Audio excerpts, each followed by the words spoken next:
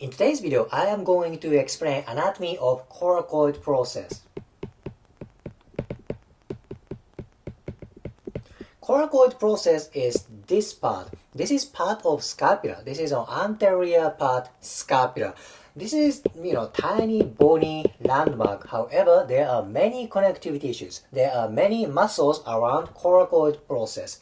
Basically, on inferior part of coracoid process, there are three muscles. On superior part and on slight medial part, there are ligaments. See that? This is tiny place. However, there are many tissues around this bony prominent. Let me explain muscles first. Okay, this is right side shoulder, right side chest. This is where coracoid process. See, this bony structure is very tiny, like comparing to sternum. Compared to sternum, it's tiny place. However, there are three muscles attaching here. First one is this one. This is pectoralis minor. This is very important muscle for scapular movement and breathing. Indeed, this muscle attaches to rib cage. As I said, this muscle is important for scapular movement. Yep, scapular movement. Thus, when this muscle gets tight, that inhibits scapular movement. What is problem about that? When your scapula doesn't move, your shoulder doesn't move. Scapula and humerus, shoulder joint, need to move together, need to move simultaneously. That is why pec minor is one of important muscles for shoulder movement. Okay, very important muscle. Now, next one is this one. This is part of biceps brachii.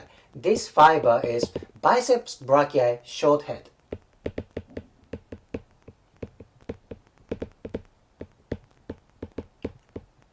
Biceps brachii short head. This fiber attaches to coracoid process. That means short head crosses shoulder joint. Oh, by the way, this part is long head.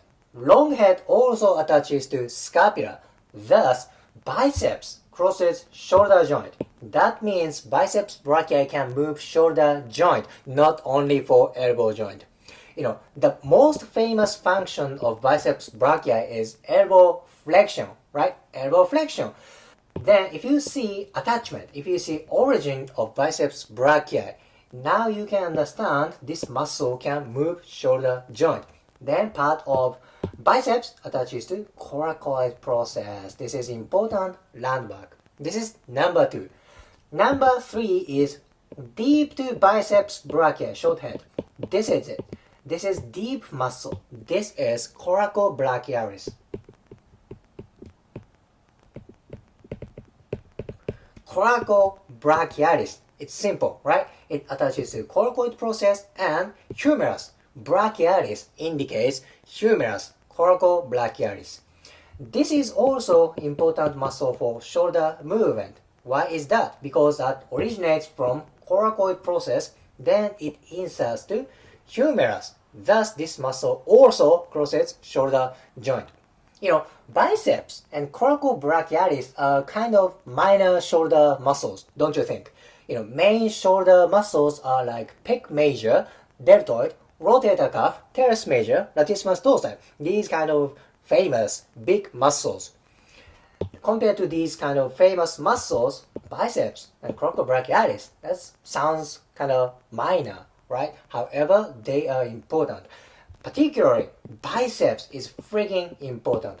And when somebody biceps tendon tore, their shoulder movements drastically decrease. Very important muscle. Anyhow, these three muscles are around coracoid process. Let's go to closer view.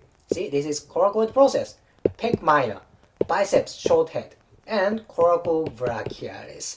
Now let me explain what kind of ligaments around coracoid process. Okay, on superior part and slightly medial lateral part, there are ligaments. Let's start from these ligaments. There are two ligaments. One ligament is conoid ligament. Conoid ligament. Next one is trapezoid ligament.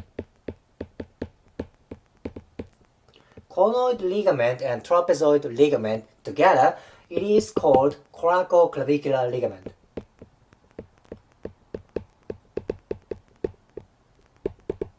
Coracoclavicular ligament. Simple, right? This ligament connects coracoid process and clavicle. Very important. This part is tiny but important structure. Why is that? Because stability of clavicle is very important for upper extremity movement. As you see, clavicle and the scapula is connected. There is joint. So when you move scapula, when you move shoulder, clavicle needs to move together. Then coracoid process and clavicle is connected by ligament. So this part is very important stabilization point for clavicle and scapula. Very important. Coracoclavicular ligament. How about this one? This ligament connects coracoid process and acromion. Thus, this is coracoacromial ligament.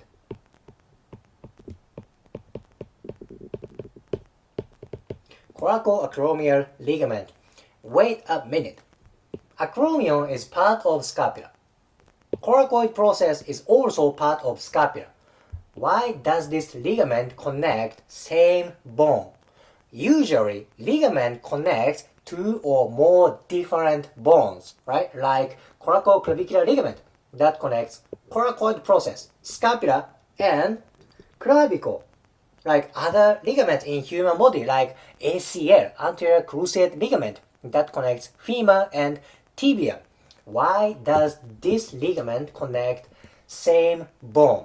So, important thing is, beneath this ligament, there are many tissues passing here.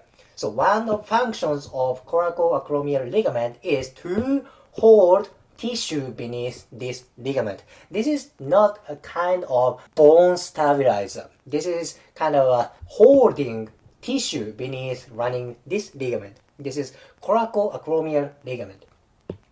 One more ligament that's here. It's a little bit hard to see. This ligament connects coracoid process and humerus. This is coracohumeral ligament.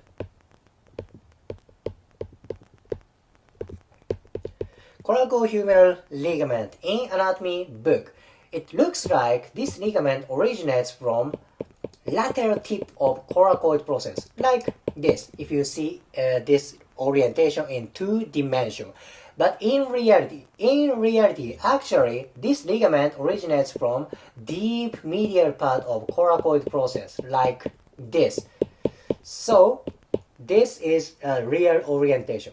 This originates from the deep part of coracoid process, then it goes to humerus. See, there are many connective tissues around coracoid process. Coracoclavicular ligament, coracoacromial ligament, and coracohumeral ligament. Now let's go back to the further view and let me explain one more connective tissue. There is broad fascia deep to chest, like this. This fascia is deep to pectoralis major. This is called clavipectoral fascia.